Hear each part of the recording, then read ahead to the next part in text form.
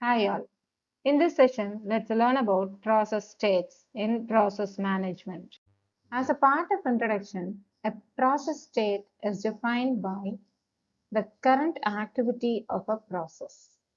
As a process executes, it moves through different states from time it is created until its completion of execution. Let's understand these steps with the help of the process state diagram.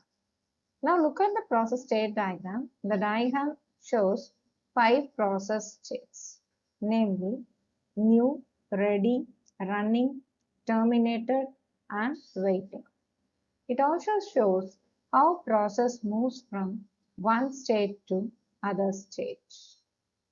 Let's start with new state. A process enters a new state when it is created.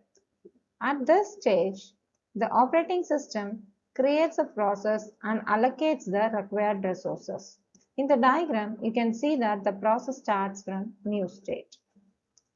Next, it moves from new to ready, that is admitted state. So after the process is created successfully, it is admitted into the system. So now the new state moves to next state, which is called as ready state. In ready state, the process has everything it needs to execute except the CPU. It is ready to run, but it is waiting for operating system to assign the CPU. There can be multiple processes in ready state at same time. From ready state, the process moves to the running state via scheduler dispatch.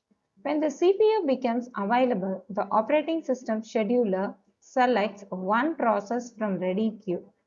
So this step is called as scheduler dispatch. The selected process now enters the running state.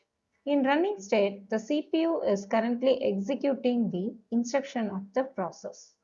This stage is where process is actively performing its task.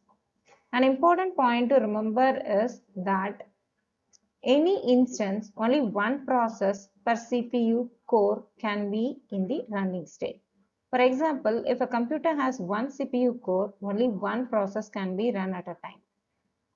Next, from running state, a process can move into the terminated state, that is, exit. Finally, when the process completes all its instruction, it exits the system. So, it moves from running state to terminated state. This means that the process has finished its execution and the operating system releases all the resources used by the process.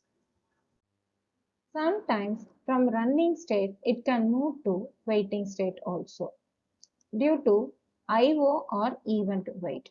Sometimes while executing a process, it needs to wait for an event. For example, it may wait for a file reading from a disk, printer operation, keyboard input, network response. In such situations, the process moves from running state to waiting state. In the waiting state, the process is temporarily paused because it is waiting for an event to occur. Since it cannot continue its execution, the CPU is assigned to another ready process. Similarly, multiple processes can also be waiting in waiting state at same time. Now from waiting state, the process can be moved to the ready state after completing its IO or event. So once the waiting event is completed, for example, the file has been read or the printer has finished its printing, now the process moves from waiting state to ready state. So this transition is called IO or event completion.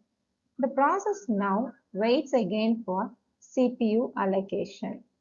Now from ready state, it moves to the running state. Again, from running state, the process can be moved to the ready state whenever an interrupt occurs. Sometimes the operating system interrupts an running process. This may happen because its CPU time is over or another higher priority process needs CPU. In this case, the process moves from running back to ready state. So this transition is called as interrupt as shown in this diagram.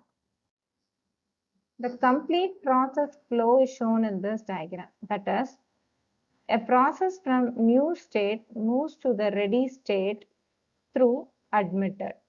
From ready state, it moves to running state through scheduler dispatch. From running state, it moves to wait state through IO or event wait.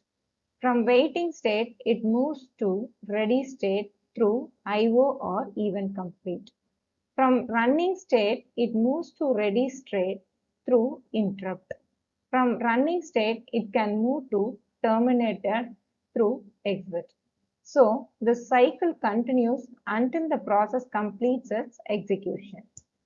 To be noted that at any instance, only one process per CPU core can be in the running state. Multiple processes can be in ready and waiting state at same time. Thank you all.